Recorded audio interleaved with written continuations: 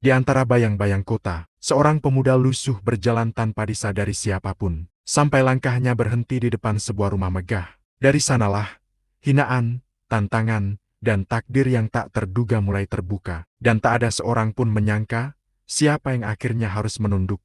Langit sore menggantung kelabu, seolah ikut menunduk pada langkah seorang pemuda lusuh yang menapaki trotoar retak di sepanjang jalan perumahan elite itu. Bajunya pudar, sepatu robek di sisi, dan rambutnya seperti sudah lama tidak mengenal sisir. Orang-orang yang lewat memandangnya dengan tatapan yang selalu sama, jijik, curiga, tidak percaya bahwa ia pantas berada di sana. Hati-hati dompetmu, bisik seorang pria berjas kepada istrinya ketika pemuda itu lewat. Yang lain menutup pagar lebih rapat, seolah kehadirannya adalah ancaman. Pemuda itu namanya Dika menundukkan kepala, bukan karena malu, melainkan karena lelah menghadapi pandangan yang sama setiap hari. Dunia tampaknya sudah memutuskan bahwa orang sepertinya hanya pantas menjadi bahan waspada, bahan omongan, dan bahan hinaan. Namun, ada sesuatu pada langkahnya yang berbeda, tenang. Seakan ia belajar menerima bahwa hidup memang tidak selalu memihak. Di kantongnya, hanya ada beberapa koin. Perutnya sudah lama berdamai dengan rasa lapar. Yang membuatnya terus melangkah hanyalah satu hal. Harapan samar bahwa suatu hari nanti, seseorang akan melihat dirinya bukan dari pakaian, tapi dari kemampuan. Ketika ia melewati gerbang besi tinggi milik sebuah rumah mewah, suara tawa terdengar dari dalam halaman. Tawa yang jelas-jelas merendahkan bukan padanya, tetapi dunia yang mereka rasa miliki. Dika sempat menoleh sekilas. Rumah itu berdiri megah, seperti menertawakan trotoar yang kotor. Dan di balik gerbang itu, takdir diam-diam menunggu. Sebelum ia sempat melanjutkan langkah, sebuah suara perempuan terdengar dingin, tajam, dan penuh kecurigaan. "Hei, kamu, apa yang kamu lakukan di depan sini?" Dika berhenti. Ia sudah hafal nada seperti itu. Nada yang tidak bertanya melainkan menuduh.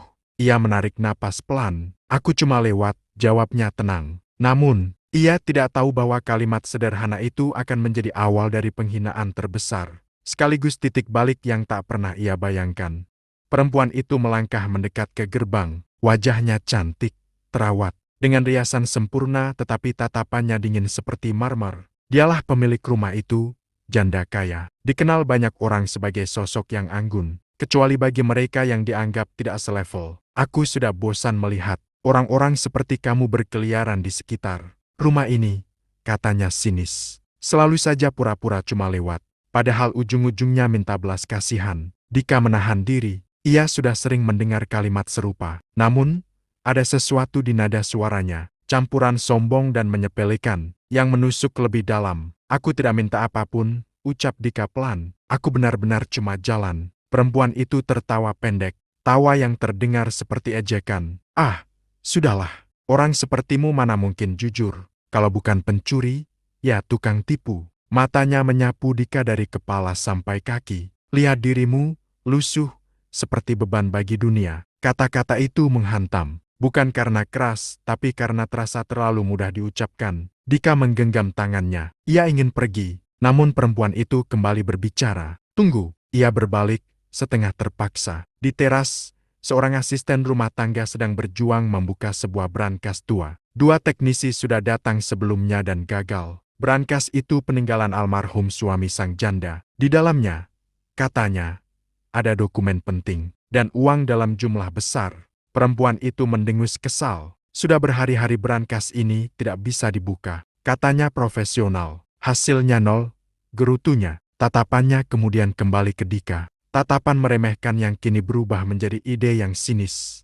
"Kau," ujarnya, "kalau memang kamu bukan siapa-siapa tapi merasa jujur, coba buktikan." Dika mengerutkan kening. "Maksudnya?" Perempuan itu melipat tangan di dada. "Buka brankas ini." Nada suaranya tajam. "Kalau kamu gagal, aku tidak ingin melihatmu lewat di jalan ini lagi. Sekalipun." Asisten rumah tangga menatap tak percaya. "Bu, dia kan." "Diam," potongnya. "Kalau dia nekat berkeliaran di sini, minimal kita manfaatkan sesuatu darinya." Ada rasa hangat di tengkuk Dika, bukan marah, melainkan rasa dipermalukan di depan orang banyak. Ia hampir menolak. Namun perempuan itu menambahkan, seolah sedang menancapkan paku terakhir. "Dan kalau entah bagaimana kau bisa membukanya, aku akan membayar kamu 100 juta. Jika perlu, aku akan menjadi istrimu." Hening. Tantangan itu bukan sekadar tentang brankas. Itu penghinaan yang ingin membuktikan bahwa harga diri seseorang bisa ditakar dengan penampilan. Dika memandangi brankas itu besi tua,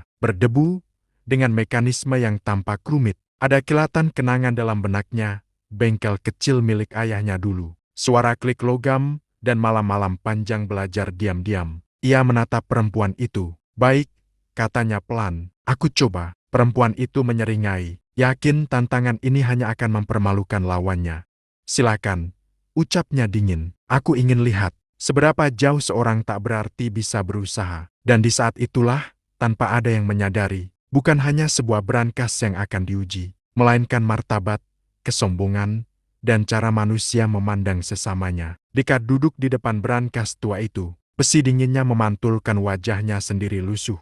Letih, tetapi tidak menyerah. Di belakangnya, beberapa tetangga kaya yang kebetulan lewat ikut menonton. Mereka berdiri berkelompok, membisikkan komentar yang tidak berusaha disembunyikan. Lihat itu, anak jalanan mau main-main jadi ahli. Pasti merusak nanti. Sudah miskin, bikin repot pula. Perempuan pemilik rumah janda kaya itu bersandar di tiang teras. Senyum tipis di bibirnya bukanlah senyum harapan, melainkan keyakinan bahwa ia sebentar lagi akan terbukti benar. Cepatlah, katanya dingin. Kalau tidak bisa, jangan mengulur waktu. Orang seperti kamu sudah terlalu banyak membuangnya. Dika tidak menjawab. Ia memejamkan mata sebentar, mendengarkan napasnya sendiri. Ia menyentuh kenop brankas dengan hati-hati, merasakan getarannya. Kenangan melintas ayahnya, yang dulu bekerja memperbaiki kunci dan mesin kecil. Bagaimana ia, bocah kurus yang ingin tahu, sering diam-diam memperhatikan cara logam bicara melalui suara-suara halusnya. Ia memutar pelan, 1 derajat,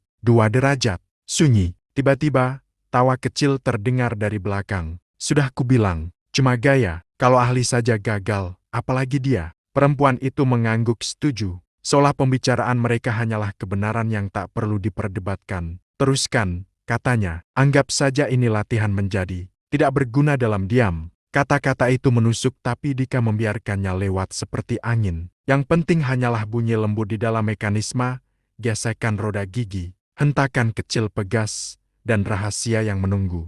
Ia mendekatkan telinga, jemarinya bergerak pelan, penuh kesabaran. Klik, suara itu sangat kecil. Namun, bagi telinga yang terlatih, itu adalah tanda pertama, posisi benar. Dika berhenti sejenak, mengunci hafalan angka-angka yang mulai terbentuk di kepalanya. Di belakang, suasana berubah sesaat. Asisten rumah tangga memiringkan kepala. Salah satu tetangga menurunkan suaranya. Perempuan itu mengerutkan kening. Kebetulan, gumamnya seperti menolak percaya bahwa ada sesuatu yang berbeda. Dika kembali memutar. Pelan, konsisten. Ia menahan napas. Klik kedua lebih jelas. Kali ini, tak ada yang berani tertawa. Seseorang berbisik, seriusan? Perempuan itu meluruskan punggungnya. Tatapannya, yang tadinya hanya mengandung ejekan, kini menyimpan sedikit ragu tipis, tapi nyata. Dika tetap diam. Keringat mengalir di pelipisnya. Setiap gerakan adalah tarian antara logam dan kesabaran. Lalu putaran terakhir. Ia memutar setengah. Berhenti, memeriksa, memutar lagi seperempat. Sunyi menegang. Klik ketiga paling pelan, tetapi paling menentukan. Tangannya menyentuh tuas. Ia menekan perlahan. Brankas berderit. Suara besi terbuka mengiris hening seperti terbuka. Semua orang membeku. Asisten rumah tangga menutup mulutnya. Tetangga yang tadi mengejek menatap dengan mata membesar. Perempuan itu yang paling yakin bahwa ia sedang menyaksikan kegagalan. Kini berdiri tegak, matanya membulat tak percaya. Dika menatap ke arah mereka sekilas. Bukan untuk membanggakan diri, hanya untuk memastikan satu hal. Mereka melihatnya, bukan pakaiannya, bukan penampilannya, dirinya. Dan di saat pintu brankas perlahan terbuka, tidak seorang pun menyadari, yang baru saja terbuka, bukan hanya besi dan kertas di dalamnya, tetapi celah kecil dalam kesombongan yang selama ini dianggap tak tergoyahkan. Pintu brankas terbuka sepenuhnya, mengeluarkan aroma logam tua yang bercampur debu dan kertas lama. Di dalamnya, berkas-berkas rapi terikat pita, beberapa buku tabungan yang sudah usang, dan sebuah kotak kayu kecil yang tampak lebih tua dari segalanya. Asisten rumah tangga maju setengah langkah, lalu menoleh ragu pada majikannya. Bu, ini benar-benar terbuka, katanya pelan, seolah takut mengganggu keajaiban yang baru saja terjadi. Perempuan itu tidak segera menjawab. Ia memandangi brankas itu terlalu lama. Rasa tidak percaya mengeras di wajahnya, lalu perlahan runtuh. Berganti sesuatu yang jarang ia tunjukkan, canggung. Tetangga-tetangga yang tadi paling lantang mengejek, mendadak memilih diam.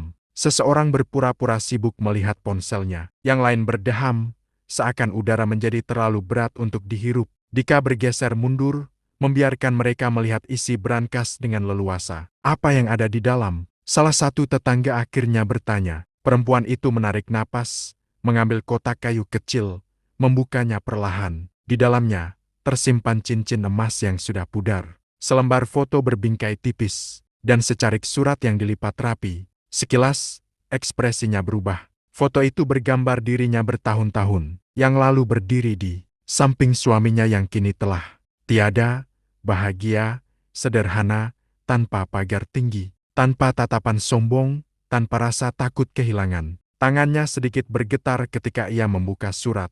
Tulisan tangan suaminya, rapi dan tegas. Jika suatu hari brankas ini tidak bisa dibuka, carilah seseorang yang benar-benar sabar. Bukan yang kaya, bukan yang terkenal tapi yang mengerti mendengarkan. Karena hanya orang seperti itu yang bisa dipercaya memegang hal-hal penting. Perempuan itu terdiam. Kata-kata itu seperti menamparnya perlahan tanpa kasar. Tanpa teriakan tetapi tepat di tempat yang paling dalam. Asisten rumah tangga menundukkan kepala. Dika tetap berdiri sederhana, seolah apa yang baru saja ia lakukan hanyalah hal kecil. Tetangga yang tadi memanggilnya beban mendadak memilih melihat ke arah lain. Perempuan itu menutup kotak kayu pelan, meletakkannya kembali. Untuk pertama kalinya, ia menatap Dika bukan dari ujung kaki, tetapi setara langsung ke matanya. "Kau belajar dari siapa?" tanyanya. Suaranya tidak lagi setajam sebelumnya. Dika mengangguk pelan. "Dari ayah. Dia dulu memperbaiki kunci dan mesin. Waktu kecil, aku sering bantu." Sunyi turun perlahan. Sebuah kesadaran mulai tumbuh di benak perempuan itu. Orang yang ia hina habis-habisan barusan adalah orang yang kini menolongnya membuka sesuatu yang bahkan para profesional gagal menyentuh.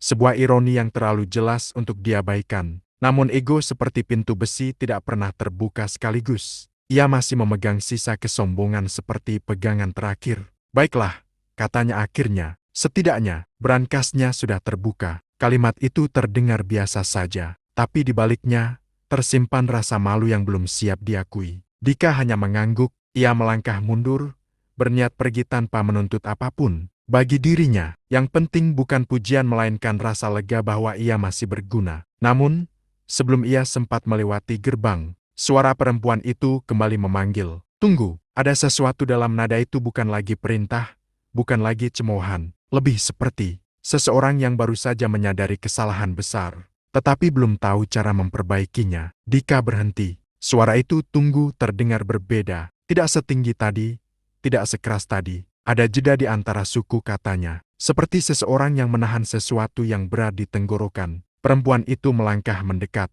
Di wajahnya, sisa keangkuhan masih ada tapi retakannya jelas terlihat. "Aku belum sempat menghitung apa yang harus kuberikan padamu," katanya, berusaha menjaga nada tenang, seolah-olah semua ini tetap hanya urusan transaksi. Dika mengangguk, "Aku tidak terburu-buru. Kalau ibu merasa perlu membayar, terserah ibu saja." Tetangga di sebelah berbisik pelan. "Lihat, masih berani bicara santai." Padahal tadi, perempuan itu melirik sekilas. Tatapan singkat itu membuat si tetangga langsung terdiam. Untuk pertama kalinya, ia tidak merasa nyaman dengan orang-orang yang biasanya berdiri di pihaknya. Bukan karena mereka salah, tapi karena ia mulai menyadari, ia sendiri yang telah paling jauh melangkah. Ia menatap Dika lagi, "Tapi," katanya pelan, seolah kata itu berat keluar, "kenapa kamu mau melakukan ini? Setelah semua yang kukatakan padamu." Pertanyaan itu jatuh seperti batu kecil ke dalam kolam hening. Dika menatap tanah sebentar, lalu menjawab tanpa dramatis. "Karena tidak ada gunanya membalas hinaan dengan kebencian. Jika aku bisa membantu, ya aku bantu." Kalimat sederhana tapi kerasnya lebih dari bentakan manapun. Asisten rumah tangga menunduk, jelas tersentuh. Beberapa tetangga menelan ludah. Mereka tidak terbiasa melihat seseorang yang dihina habis-habisan, tetap memilih tidak merendahkan balik. Di dalam dada perempuan itu, sesuatu mengencang. Bagaimana mungkin orang yang ia anggap tak berarti, justru memiliki kelapangan hati yang tidak ia miliki? Namun ego kembali mengangkat kepala. Ia berdeham, mengubah nada.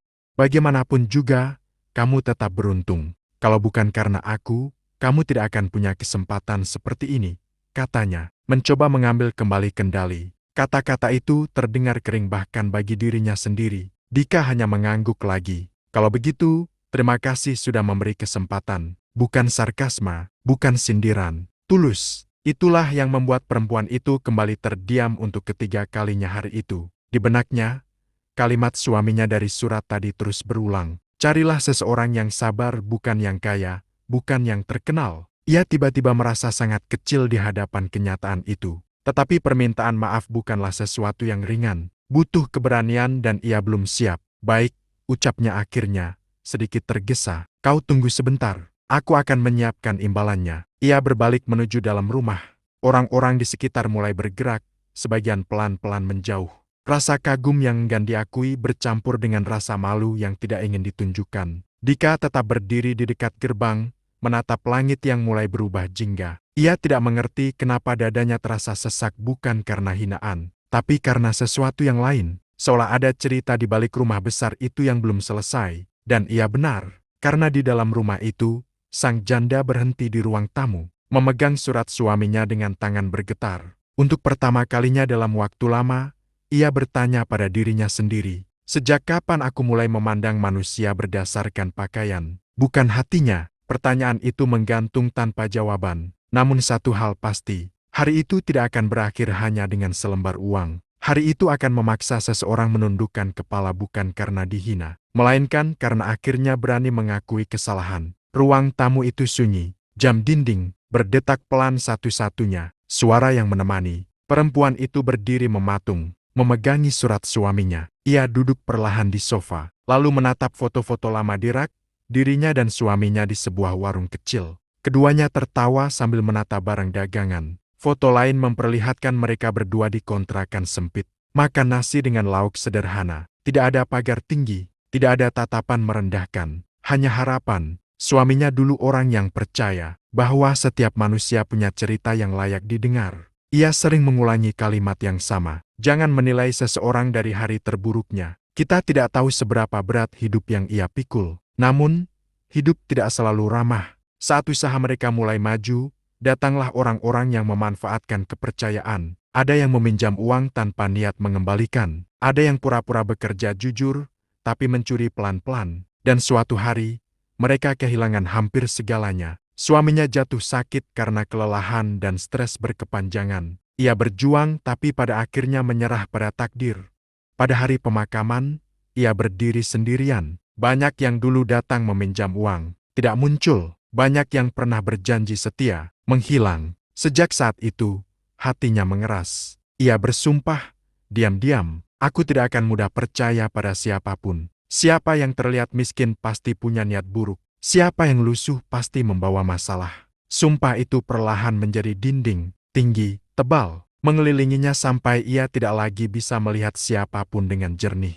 Kekayaan datang belakangan, ketika sisa usaha suaminya diselamatkan oleh investor. Rumah mewah dibangun, pagar tinggi didirikan bukan untuk keindahan, melainkan untuk ketakutan yang disamarkan sebagai kehati-hatian. Dan di balik pagar itu, ia menjadi seseorang yang bahkan suaminya mungkin tidak akan mengenali. Kini, membaca surat yang ditinggalkan suaminya, dadanya terasa sesak. Kalimat itu seolah menembus semua lapisan pertahanan. Carilah seseorang yang sabar, karena hanya orang seperti itu yang bisa dipercaya memegang hal-hal penting. Bibirnya bergetar. Ia sadar bukan kesedihan yang menjadikannya seperti ini, bukan juga kehati-hatian. Yang membuatnya berubah adalah ketakutan menjadi korban lagi, yang perlahan berubah menjadi kesombongan. Ia menutup mata, bayangan Dika muncul lusuh. Sederhana, tidak membalas hinaan, hanya bekerja dengan tenang. Bagaimana jika selama ini aku salah? Bagaimana jika aku telah menyakiti orang baik? Hanya karena aku takut mengingat masa lalu. Air mata yang selama ini selalu ia tahan akhirnya lolos. Setetes saja, jatuh di sudut surat itu. Ia menghapusnya cepat-cepat seolah menangis adalah kelemahan. Lalu ia bangkit. Langkahnya menuju meja tempat ia menyiapkan amplop berisi uang. Tapi kali ini, ia menatap amplop itu lama. Dan ia tahu uang tidak akan cukup. Karena yang ia rusak, bukan dompet seseorang, melainkan harga diri. Ia menggenggam amplop itu erat, menarik napas dalam, dan berjalan kembali keluar rumah. Di teras, Dika masih menunggu dalam diam, dan di antara mereka, ada sesuatu yang belum terucap. Sesuatu yang lebih berat daripada berangkas manapun. Kata maaf.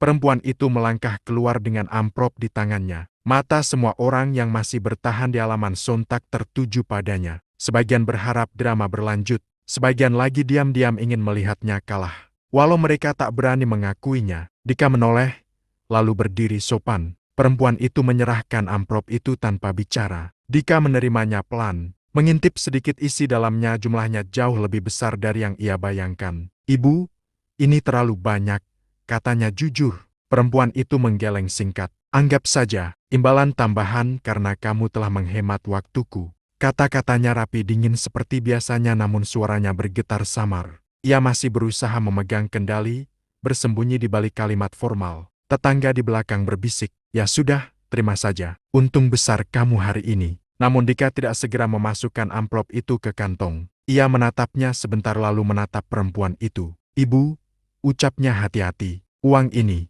bukan yang paling berat di sini." Perempuan itu mengerutkan dahi. "Lalu apa?" Dika menelan ludah. Ia bukan sedang menuntut, ia hanya berkata jujur. "Cara ibu berbicara tadi," katanya pelan, "bukan hanya menyakitkan, itu membuat orang merasa tidak punya nilai." Kalimat itu jatuh tenang tapi menghantam langsung pada tempat yang paling rapuh. Orang-orang di sekitar tertegun. Biasanya, orang seperti Dika akan menerima uang, pergi, dan menutup mulut. Namun ia memilih mengatakan sesuatu yang jarang ada yang berani katakan. Tanpa nada marah, tanpa berniat mempermalukan. Perempuan itu terdiam. Amplop di tangan Dika terasa lebih ringan dibanding kata-katanya sendiri. "Aku paham ibu mungkin sering dikecewakan," lanjut Dika pelan. "Banyak orang yang terlihat baik, tapi menyakiti. Tapi tidak semua orang lusuh itu buruk. Kadang, kami hanya belum punya kesempatan." Hening yang turun kali ini bukan hening canggung, melainkan hening yang memaksa semua orang bercermin. Asisten rumah tangga mengusap matanya diam-diam. Beberapa tetangga menunduk, seolah-olah trotoar tiba-tiba menjadi benda paling menarik di dunia. Perempuan itu merasakan sesuatu yang selama ini ia abaikan. Rasa bersalah yang nyata. Namun ego terakhir masih menggeliat. "Sudah," katanya pendek, "aku sudah membayar jasamu. Urusan selesai." Ia memutar badan,